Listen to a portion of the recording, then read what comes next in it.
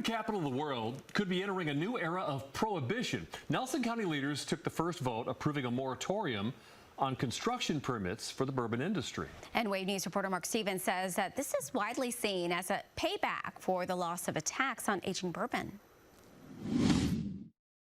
Nelson County is home to the bourbon capital of the world, but that may be a status that residents no longer want. That's why the fiscal court took the first step towards approving a hold on any new permits for the bourbon industry. We want to work with the bourbon industry, but we've got to make sure it's done. There is a reason why we have planning and zoning, and the reason why is to have smart growth and structured growth. In a 5-1 vote, the Nelson County Fiscal Court took the first step to stop issuing new building permits for the bourbon industry here for 3 months.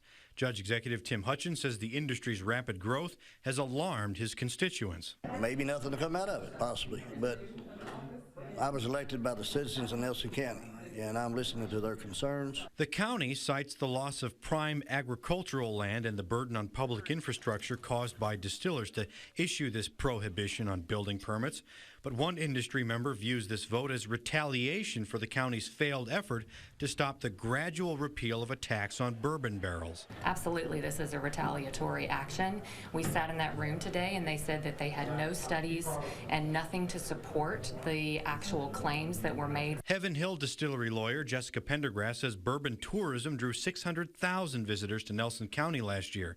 She says 1 of every 10 jobs here is connected to distilling in some way. And if you're a county that doesn't want us, there are other counties that are more than happy to have that business. The moratorium allows building permits to be issued on industrial property and permits connected to existing industrial bonds issued by the county. But Magistrate Keith Metcalf cast the lone no vote, saying this policy sends Nelson County in the wrong direction. I want to welcome, I want to open, I want to make it easier on them. And like I say, I thought this court was going to be less restrictive, and now we're more restrictive. A final decision on the ordinance has not been made. That will come up in May, and at that time we'll see if this actually takes effect.